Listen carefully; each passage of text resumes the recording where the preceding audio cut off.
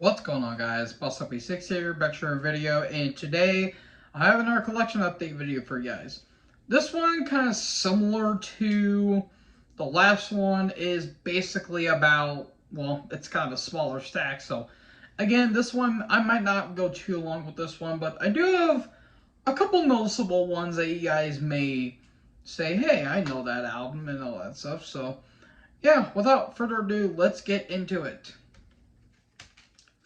Alice in Chains, Facelift.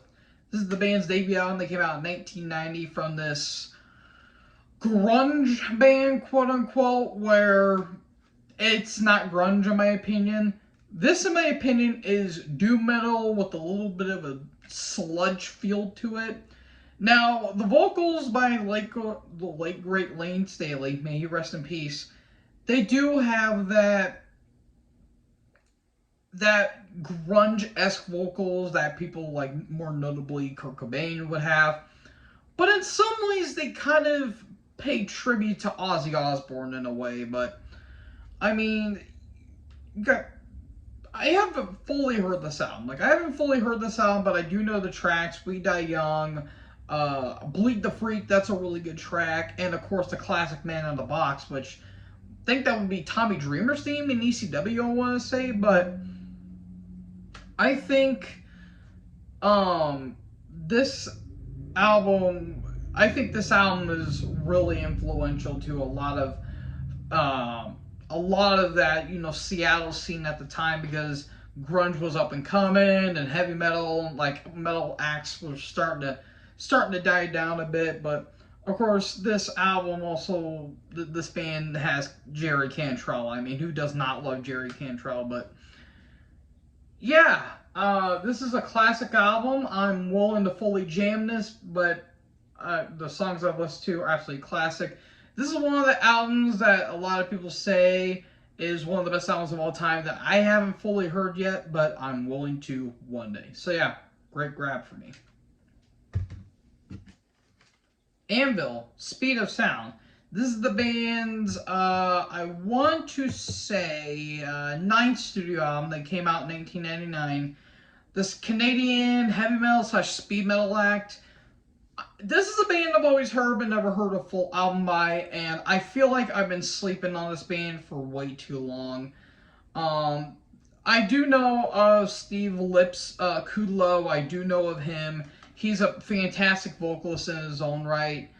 It's just, I need to get into this band more. I'll need to listen to more material, but I mean, looking at the album cover, it looks a little CGI-ish, and I mean, it's 1999. Heavy metal / speed metal they were trying to come back, but I felt like there was like a roadblock in their way.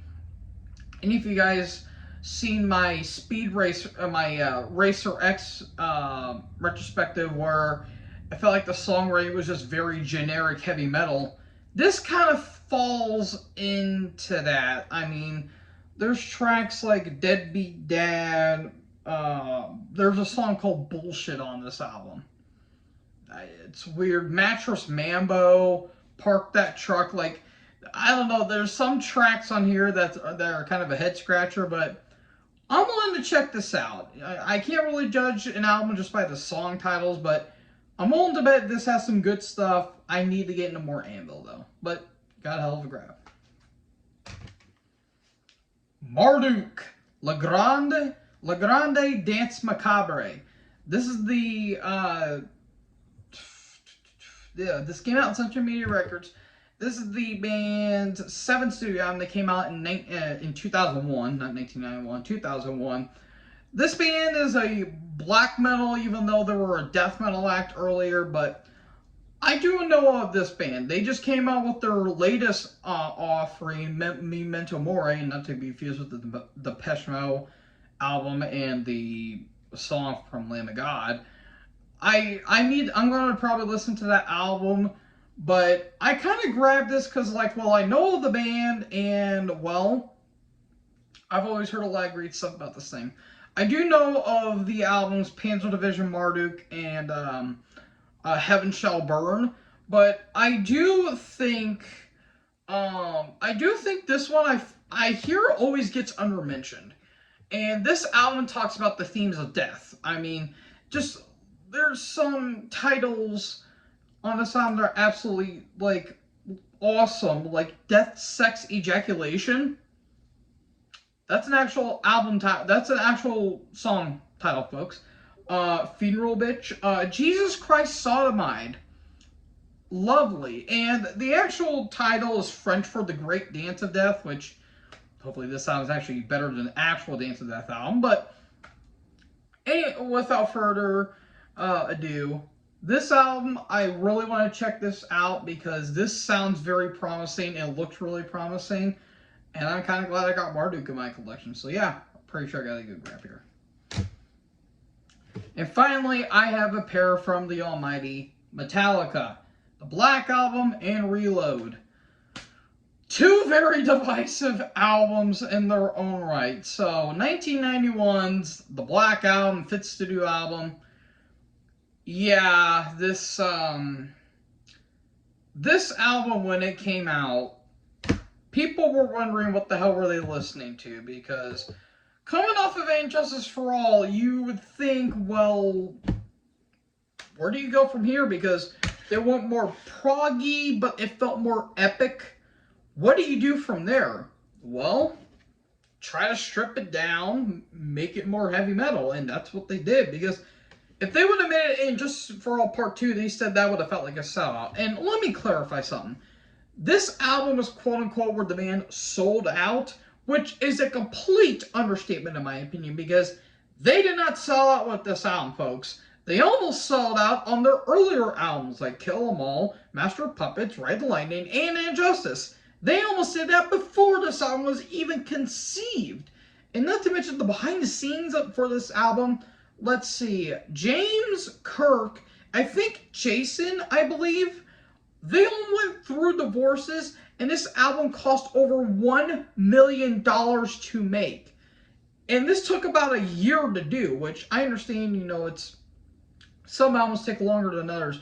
But the amount of animosity and the trials and tribulations this band had to go through just to make this album, they weren't going to half-ass this. And they got producer Bob Rock, who was producing Motley Crue, for this album, and he would be with the band until Saint Anger, and then they will eventually leave him as well.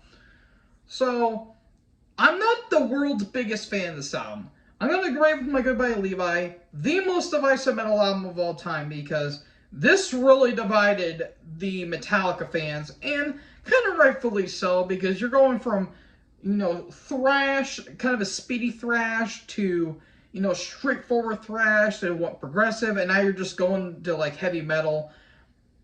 It's a different approach, but there's still some thrashy moments on this album too, like Through to Never, Holier Than Thou. There's a lot of thrashy stuff. Yes, you have the classic Sabbath True, Enter Sandman, Wherever I May Roam, The Unforgiven, but there's some also kind of deep cuts, like My Friend in Misery, The God That Failed, A Wolf of Man. I really grown to like that song. There's some damn good stuff. Now, is it the best? No, there's a couple tracks that are kind of mad. Like, half of it's really damn good, half it's very 50-50 in my opinion. But I still think it's a very damn good album. It's not great, in my opinion. I think it's just really, really, really good. So, there you go there. Then you get 6 years later, you have 1997's Reload, the follow-up to Load that I just got in my last collection update. Yeah, this kind of continues the more country blues alternative rock thing that we're going for. I said it before, this is a little bit better than Load in my opinion, but it's still really not that great, because on one hand, you have some pretty damn good songs, like Fuel, the classic Memory Remains, Unforgiven 2, Carpe Diem Baby, Bad Seed. In my opinion, probably the most underrated Metallica song of all time, Where the Wild Things Are. You have some damn good stuff. On the other hand, you have songs like Attitude, Low Man's Lyric, Slither, Prince Charming. Like, there's a lot of filler on this album. But I think there's a couple standout tracks that stand out more than Load, in my opinion. Now, again, if you take the best songs off Load, the best songs of Reload, and just make it into one album, I don't think it would have been as poorly received as it is. And also, another fun fact, the song Better Than You was actually got the Grammy for Best Song of 1997, I think.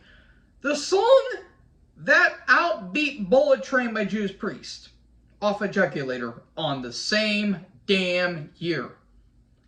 Listen to Bullet Train, listen to this, listen to Better By You, and tell me which one is better. I'll gladly wait. So yeah, it's not great. It really is not. It's pretty mid, in all honesty. But I still think there's a couple decent enough material on this album, and I would gladly listen to this over Load. So folks, that is it for Nerd Collection Update. Again, this one didn't really take as long, but I got a couple more albums in my collection. So yeah, what did you guys think about this collection update? Let me know in the comment section below. What was your favorite and what was your least favorite album that I got in my collection? Let me know in the comment section below. Make sure you guys leave a like, leave a comment, tap that big subscribe button, and tap the bell so when I upload, you guys will be notified. Thank you guys so much for watching this video. Most importantly, join the herd. Talk in the next video. Peace out.